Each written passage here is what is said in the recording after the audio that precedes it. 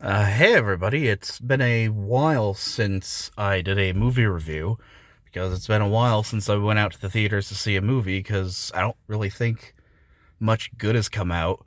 And the last movie I did was the Five Nights at Freddy's movie, which was okay, but I wanted to get some more videos out, and this kind of coincided with the fact that I'm going through the entire Alien series already because the original Alien is one of my favorite movies of all time.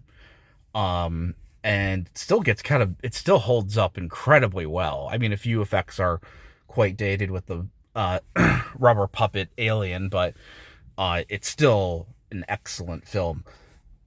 But yeah, so, work has been very stressful lately, and, I wanted to unwind, so what better way to do that than with a tense horror movie with a lot of body horror in it?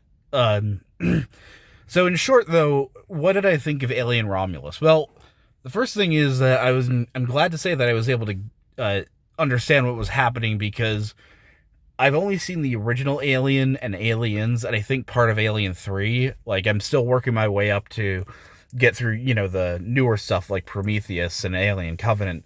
But thankfully, you don't really need to see any of the newer stuff to understand what's happening in this movie. And honestly, you don't even really need to know what's happening in have to have seen the original movie. I mean, you still should. Uh, I mean, most people will probably see it at this point anyway. But yeah, so it feels like this movie, from what I know of the newer movies, that kind of go into a lot of the lore, the backstory of the engineers, the space jockey, where the aliens came from, and all of that. And this movie, I think, aims to strip that down and go back to kind of a classic space horror movie. And I think Red Letter Media described this as a fan film, and I think in a way that's kind of accurate. Like, this very much feels like, hey, let's kind of have a movie loosely based on the plot of the original. A group uh, astronauts go onto the space station. The xenomorph impregnates one of them, and then tries to kill them all, and somebody escapes. But I like that it does a lot. It takes the concepts and the established stuff we know about aliens. Um, I guess their blood and their special blood from not the acidic blood, but like their DNA that I guess is in the newer movies. They take that in a really wild direction that I didn't think they were gonna go there with our modern sensibilities, but I'll get to that in a minute. But stuff like the alien blood, just how evil Weyland Yutani is.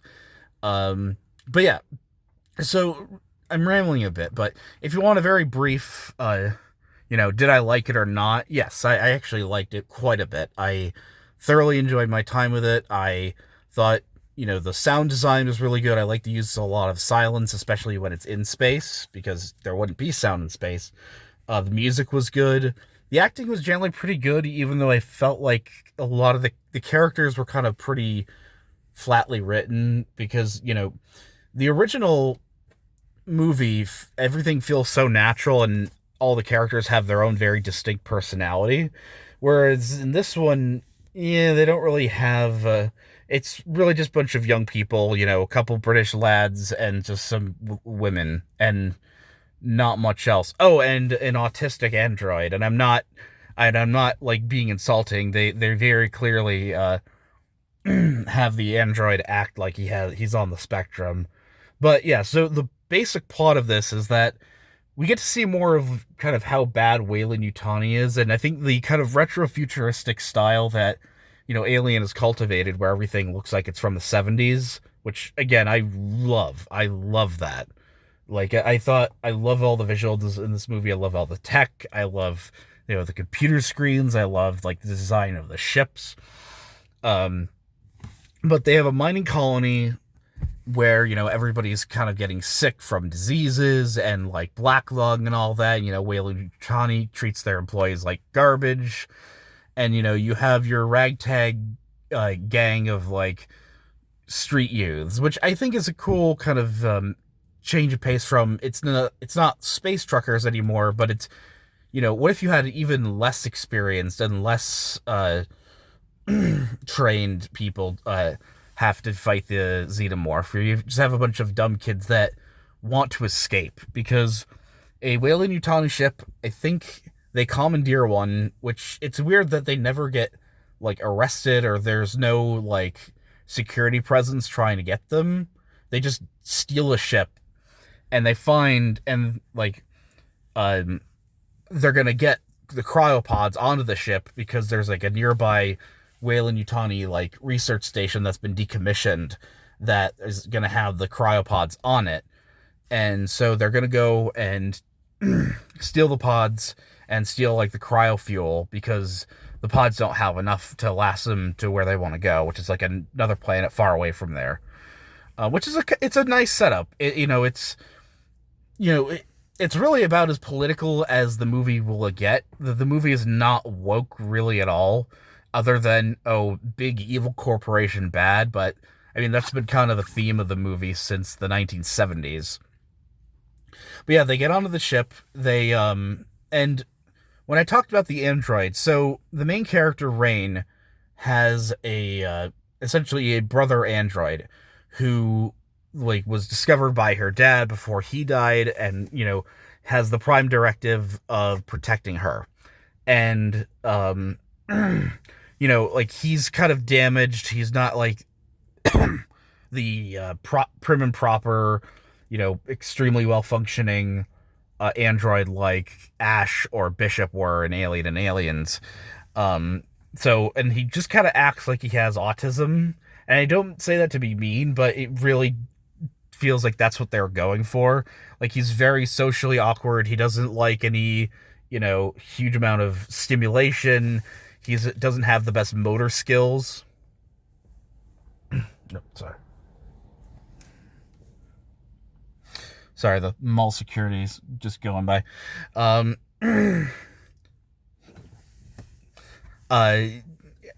he's kind of faulty in that way. But he's needed to be able to access the ship, so they bring him along, and so the gang steals the cryo containers.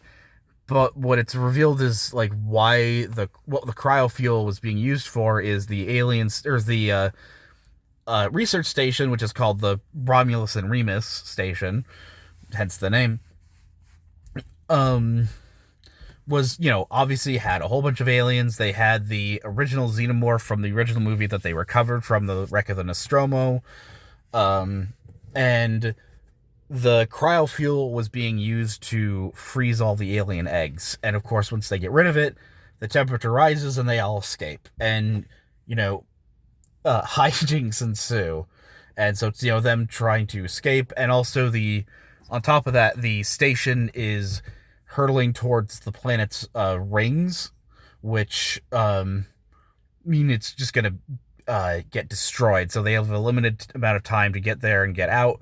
But of course, their ship starts crashing into the station, and so it's the get to the ship and escape and have to go through all the obstacles of like the ship falling apart, that they reprogram or they upgrade Andy, who's the name of the android, and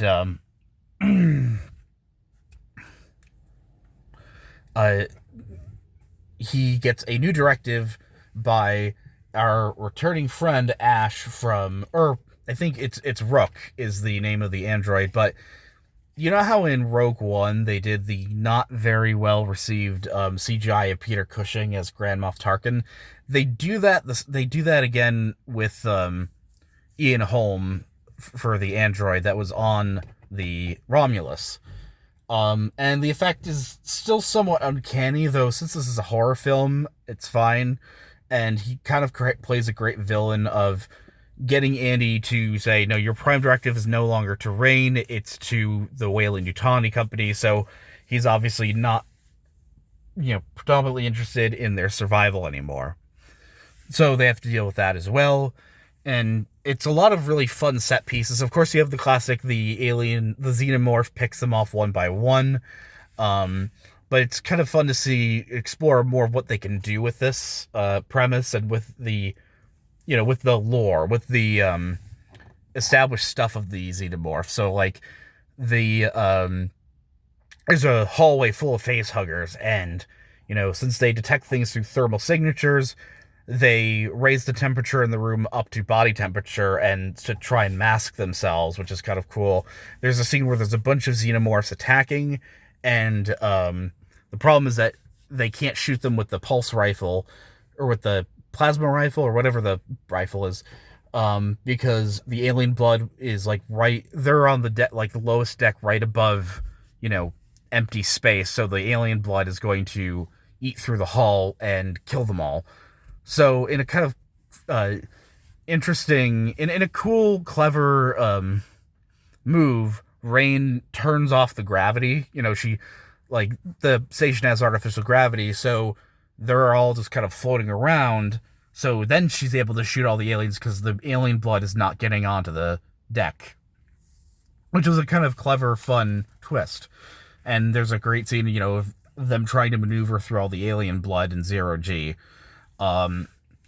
So as it continues, one of the characters, other female characters who survives, is pregnant. And in the scene that kind of explains, we have where Rook, or I'm just going to call him Ian Holmes' character because he looks like it's based on Ash from the original, he's like, hey, our real directive is we have like the DNA stuff that can like help be an upgrade to humanity, because it has like it'll give humanity the ability to heal and grow really quickly with the way the xenomorphs do. Because if you don't know, when the xenomorph is born, it's this tiny little baby xenomorph, and then like within a few minutes, really, it sheds its skin and becomes a fully grown xenomorph. And the pregnant woman gets injured badly, and she of course takes the serum that will help her heal as well. But of course you kind of know where this is going, and because this is an alien movie, you have to have like the thing at the last act after they think they've escaped, and then it turns out there's still another threat there. And in this, it's because it accelerates growth and it has the alien's DNA in it, she gives birth to like a half human, half xenomorph. And I think it very much looks like the engineers from Prometheus.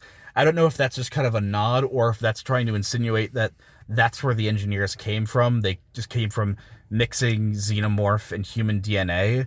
But it was really cool, and it is one of the creepiest visuals in it. I think it kind of tops how scary the xenomorph is.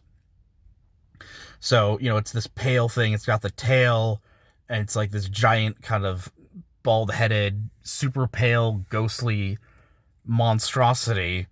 And I think unlike the engineer, because I know a little bit about Prometheus, is that it's not intelligent. It's just this kind of rampaging monster. And of course, in the end, Rain is able to, jettison it into space, into the rings of the planet where it burns up. And, she escapes, says this is the final log, and then goes into cryosleep. And where she's the only survivor, along with Andy, who is also survives. Who, she was able to reprogram him, and he's back to being good. This is a bit rambly, but, I would recommend seeing the movie, of course. So, I guess the criticisms I would have is that, did they really need to have an Ian Holm sound-alike and CGI? No, because they had Bishop from the original, or from Aliens, and that worked just fine, of just having a different, looking android. I mean, they have a different looking android. Andy does not look like Ian Holm. So it felt like a little bit of it's kind of like Rogue One, which I liked Rogue One, but yeah, there's a line between the fan service and of it being groan-worthy, because there is a line, or there is a time when, there is a moment where Andy kills an alien and he says, "Get away from her, you bitch." And I'm like, that's not necessary. And, especially because no human being could ever deliver that line as good as Sigourney Weaver did back in the 1980s. Um, but yeah, so it's hard to describe how I feel about it because, on the one hand, yeah, it's kind of it's getting a cheap it's getting kind of a dopamine rush for me just because I like seeing all the stuff from Alien, and I just like seeing more of people fighting and getting killed by the xenomorph. On the other hand, I'm like, is it doing enough new? And honestly, I think in this movie it did. I think the movie was pretty good. Um, Other than just I think it relying on some of the original elements too much, or relying on explicit visuals and dialogue from the original movies was a step too far. I'm perfectly fine with, them having the xenomorph, having the blood, having, all that. But I really, really liked the concept of we infuse the human that's pregnant, so we infuse the baby with the xenomorph DNA to create a human xenomorph hybrid, which was, I think something that's very apropos for the series, because at least the first couple movies, there is a very kind of maternal, feminine theme to it, especially the second one, right, where Ripley has Newt as her kind of surrogate daughter, and she's fighting the xenomorph queen, and the whole thing of egg implantation and all that. Um, it was kind of cool to see, like, how far can we push this? And I kind of like that they went that far. But yes, the problem though is I didn't find the movie scary at all, and it's a problem because, you know, when I see the xenomorph, I'm not scared. I'm smiling because I like the xenomorph, because it's that thing I like from those movies I love. And I don't think you can get around that unless like you do something radically different, which at that point you should just kind of make your own movie. But yeah, I would say that all around, the acting was really good, even though the characters were kind of were pretty underwritten, especially compared to the originals. The visuals were really good. The sound design's great. I think it was paced pretty well. I like that it was a nice long. It took its time. It didn't show the xenomorph too early. We got a good amount of setup. But yeah, I think Alien Romulus, I would definitely recommend. I thought it was pretty good. Maybe like a 7, 8 out of 10. But yeah. So I'll see you guys another time. God bless.